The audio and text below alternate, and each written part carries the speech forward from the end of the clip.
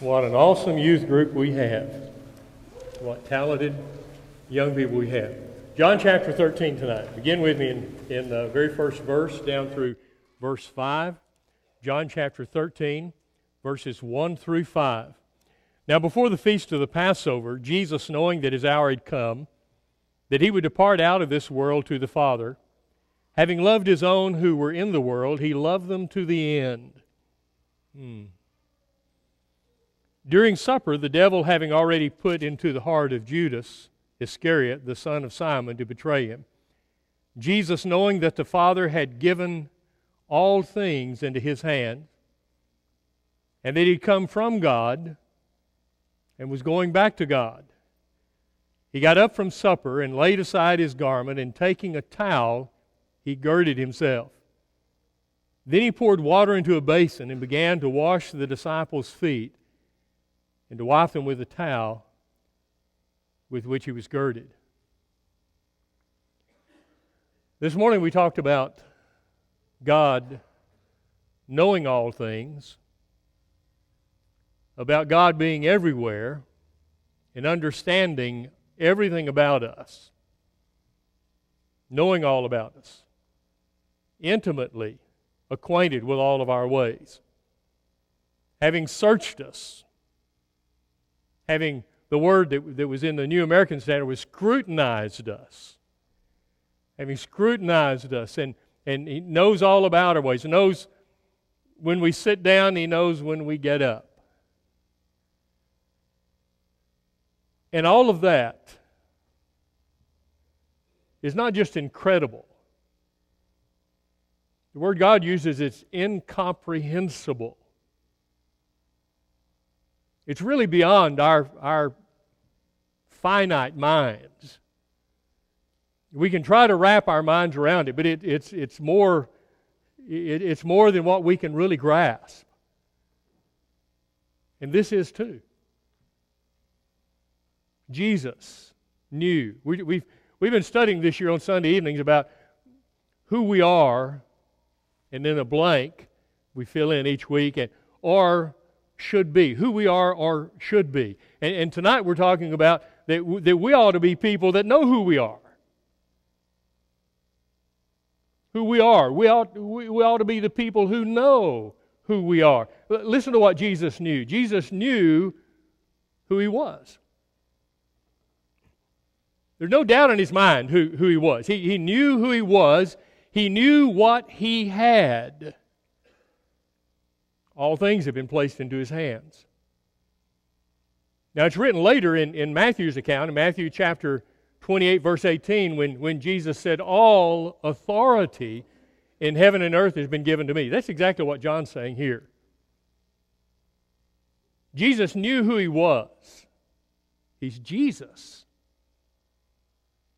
He's Jesus. He's the eternal Son of God. He is God. Not the Father, not the Spirit, but He is God. And we know Him as God the Son. But everything that was made, He was involved in the making of it. And there was not anything that was created that Jesus did not participate in creating. He knew who He was. He knew what He had. He has everything in His hands. All authority. All authority in heaven and earth had been given unto Him. He knew where He'd come from. He'd come from the Father. So He knows who God the Father is. He has come from His Father. And He knows He's going back to His Father. Wow. What of that can we identify with? Do you know everything that's happening in John chapter 13? Everything that's happening in John chapter 13. Especially the things that we're about to talk about. Especially the things that Jesus has had John write. The Holy Spirit moving John's hand to write these things in John 13. Everything here is consistent. That's a big word. That's even bigger than that word this morning, even though it doesn't have as many letters. It's bigger than that incomprehensible word that spread from one side of the screen to the other. Consistent. That's who God is. Doesn't even have a shadow. He is so consistently the same. Jesus is like that. Everything that Jesus is doing, everything that we've already talked about, that He knew who He was, He knew what He had, He knew where He had come from, He knew where He's going, and He knows what He's about to do. Everything that we're reading in John chapter 13 is consistent with being God. Well, get this down. If you miss everything else, I'm overwhelmed by this very thought. We need to grasp this one and hold on to it. He's not just telling us about God. He's not just telling us about Himself. He's not even going to draw the conclusion for the apostles after what He's doing. He's not just doing that so that they will understand what He's done. Everything He is doing is consistent with being God. This gives us an insight right here in these few short verses. It gives us such a deep insight into who God is. And when we see what God does in John 13, it's consistent, eternally consistent with who God is. I mean, this is not some abnormality. Jesus Christ, Hebrews chapter 13, verse 8. What does it say about Jesus Christ? But before you read it on the screen, help me out, men. What does it say? Jesus Christ, the same yesterday, today, and forever. Now some translations, New International or the New American Standard adds the word is, and it's in italics. Your Bible may do the same. And if a word is in italics, it's been added for clarity, but we don't need it. It says the same thing either way. Jesus Christ, the same. Not just is the same, but Jesus Christ the same. That's who He is. He is consistently the same. Yesterday, today, and forever.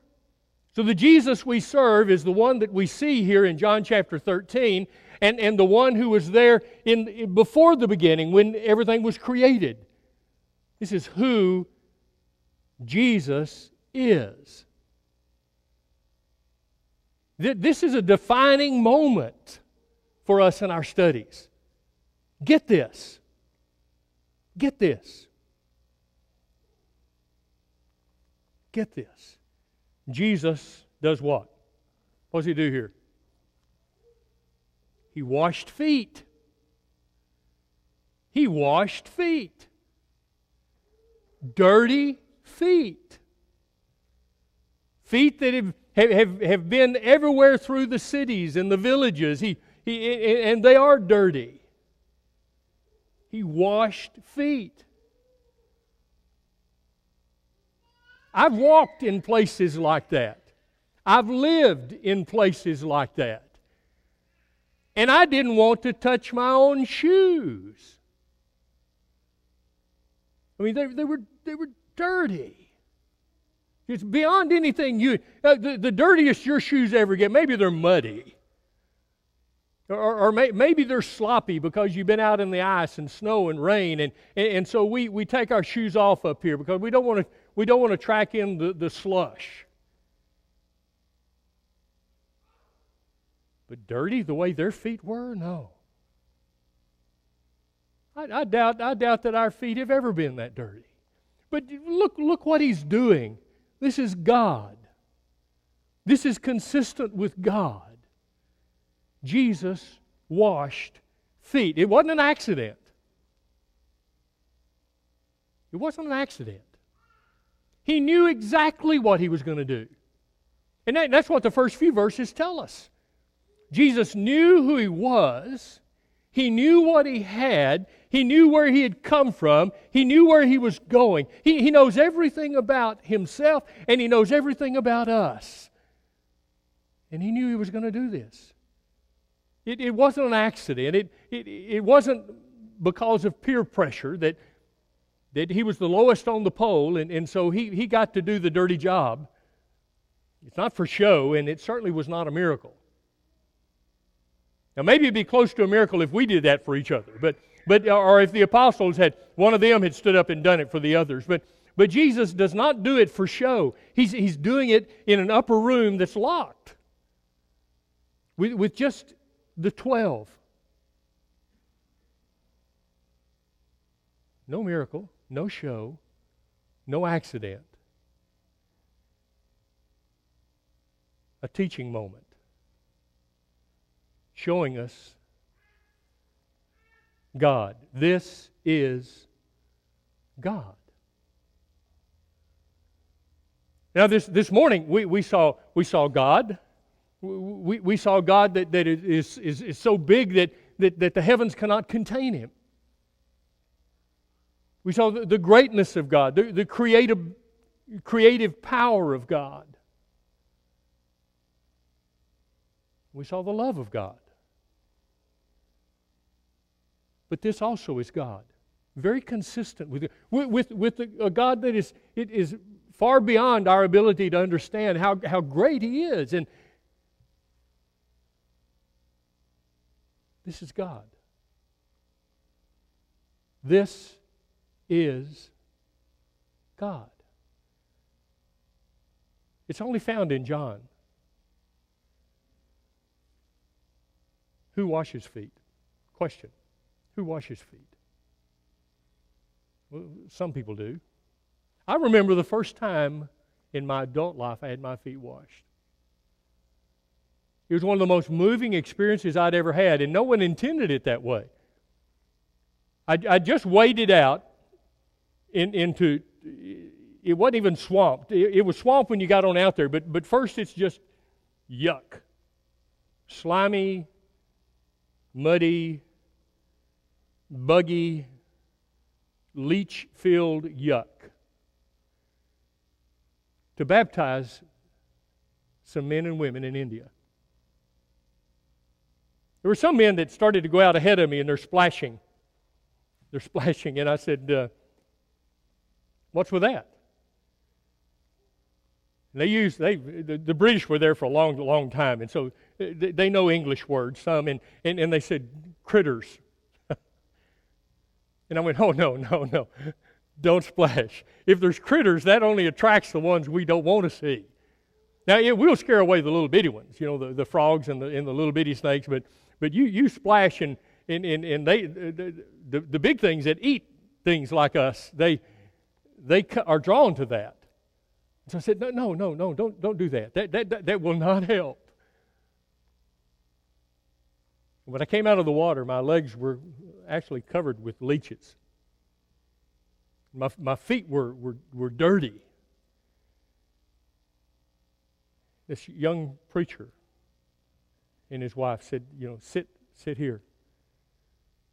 And they'd already planned.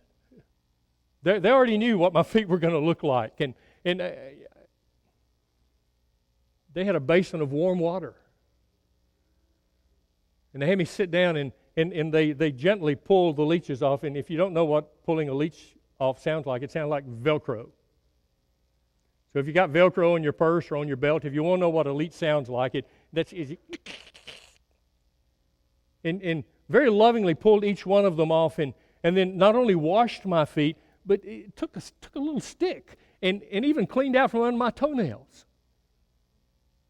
And then dried them with such love and care that I had never experienced. And they wouldn't have taken no for an answer. Who washes feet? And we get technical. We really do. I get that way. I do word studies, and I get technical, and I can say, all right, what does this mean? What does this mean? And this is just an illustration, to a greater message, and certainly it is. And we excuse ourselves. we excuse ourselves from the very core message that's here because it's beyond our comfort zone. We say, well, Jesus isn't really commanding us to wash feet. He's commanding us to serve. And that's an awfully good way to show yourself a servant. Have you ever tried it? Have you ever washed feet? And how do you go about washing feet? Devin, I need you up here for a minute. We're going to have a visual aid tonight. I complimented our young people, and now he has no idea what's about to happen. I said, I need you during my lesson. He said, what for? That's a good question. It's a good question to ask. I want you to sit down on the floor just like you're going to sit down and eat there. Everybody is sitting around eating. Now, this is how they did in the time of Jesus. They didn't sit in chairs at tables like we do. They sat on the floor. Now, if you're going to wash Devin's feet, I've seen it on television, around Easter time of the year whenever the Pope will wash some feet. They're talking about Jesus in the last week of his life. And they put all of these people, they've handpicked them, and they put them up on a stage.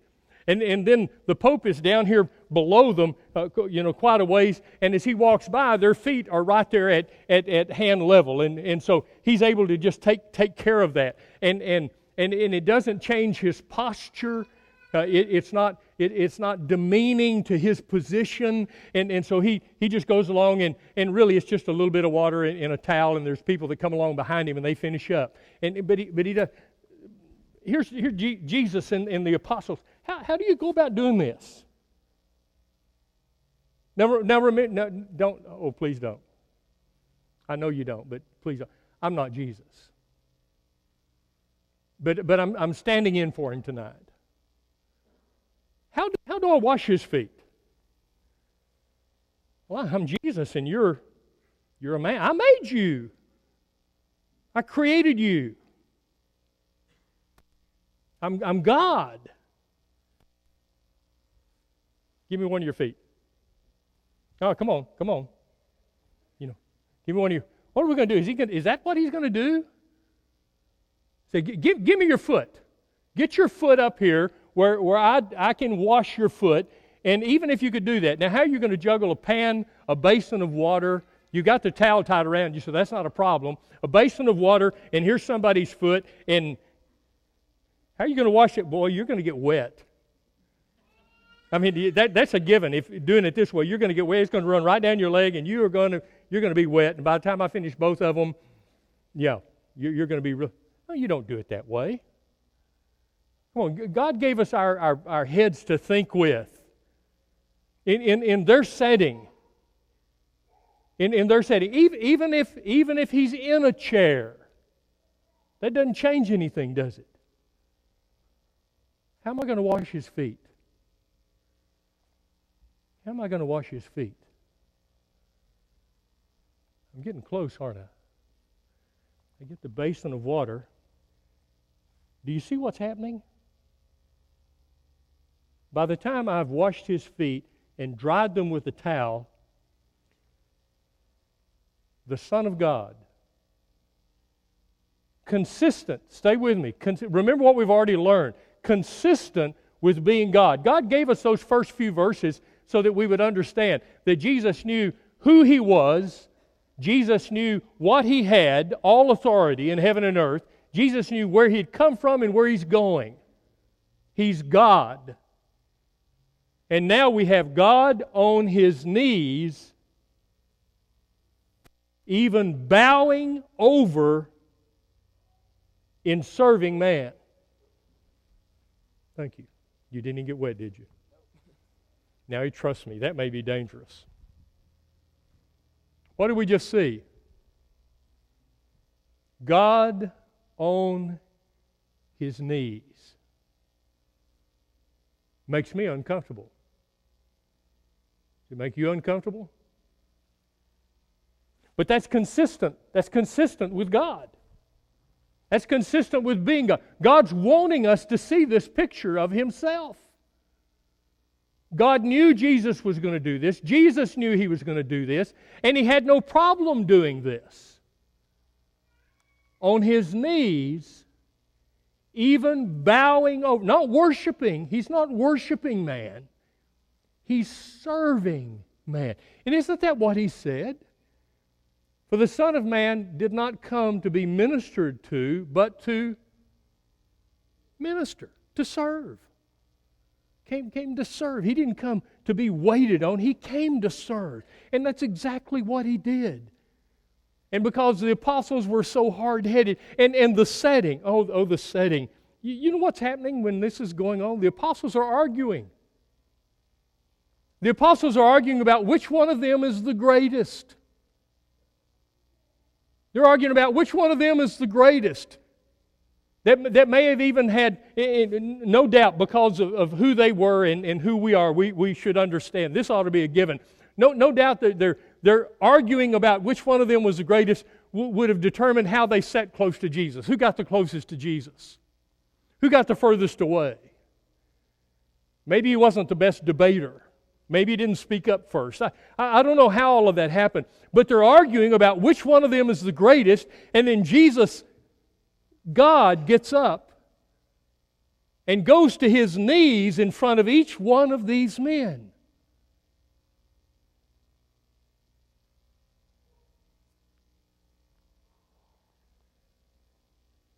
And then He says, "Do you know what I've done to you?"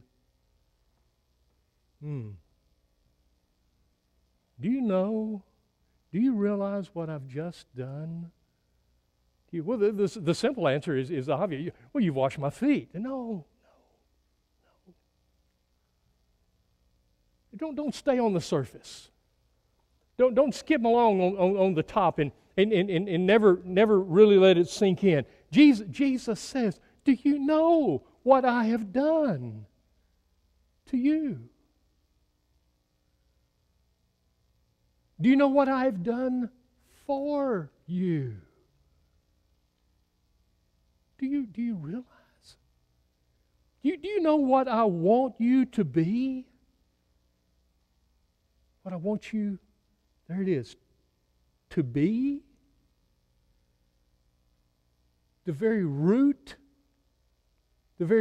of all language, and it all is from God.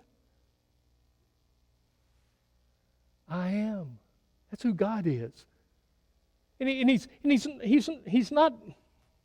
Don't miss me here. Don't go walk out and say I said something I didn't say. He's not wanting us to be God.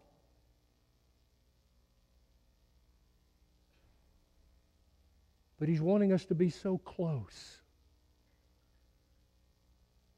It's Psalm chapter 8 says, He made us a little lower than God. Translators have trouble with that. But it's the word for God, not angels. It's easier to put angels there because, we learn a little bit about angels, not as much as we want to know, but what we learn about angels is that they can make bad choices too, and some of them did. And they're the servants of God, and we're comfortable with that. But that's not what Psalm 8 says. He made us a little lower than Himself. And He crowned us with glory. We didn't keep it. We gave it away. And we're still giving it away. But He made us a little lower than Himself. And He wants to give us His name. And He wants us to live in His house. That is not just Jesus' Father's house. Jesus talks about it as being our Father. Are you hearing what's happening? Jesus said, "Do you know what I have done to you?" And then read with me verse 13 through 17 in the lesson's yours. He said, "You call me teacher and Lord, and you're right, for so I am." You see, Jesus did know who He was. Never was a time He didn't. "And if I then, your Lord and teacher, washed your feet, you also ought to wash one another's feet. For I gave you an example that you should do as I did to you. Truly, truly, I say to you, a slave is not greater than his master, nor is one who is sent greater than the one who sent him. If you know these things, you're blessed if you do them. I didn't realize when I was growing up how smart my mother was. I miss her. I miss her. When we would come in to sit down for dinner, she made us hold hands in a time when you didn't do that kind of thing. She'd say, all right, you boys hold hands.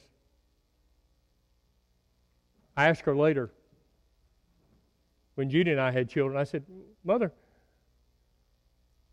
why'd you have us hold hands? She said, well, you were 4 little boys. Little boys fight. Little boys are always touching each other, you know.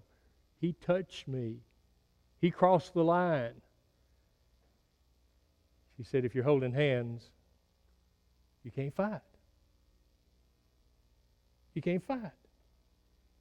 And when we sit down to eat together and we ask God's blessing on it, that's the last place in the world I wanted you boys fighting. I didn't want you to fight at all, but when you hold, Jesus did one even better than that, didn't he? When you're on your knees washing your brother's feet, you can't fight. You can't fight. Unless you say, I'm not going to do this for you. Or unless you do like Peter did when Jesus came. He said, no, you're not going to wash my feet. When you're on your knees serving, you're not fighting. He said, if you know these things, you are blessed if you do them. The blessed servant. That's who we are. Who we are. We should be the blessed servants. We should be. If you're not, you can be. If you haven't been and you've been the adjutant, change that. Change that. And it can change just as quickly as Peter changed. When Jesus said, if I don't wash your feet, you have no part nor lot with me. And Peter said, then wash them, but not my feet. Wash my hands and just give me a bath. Can't we do that? It's consistent with being God. Wouldn't it be wonderful? Wouldn't it be wonderful if people in Anchorage knew us that way? Say, their life, that's a church that their life and their whole ministry is consistent with God. If we can help, come right now while we stand and sing.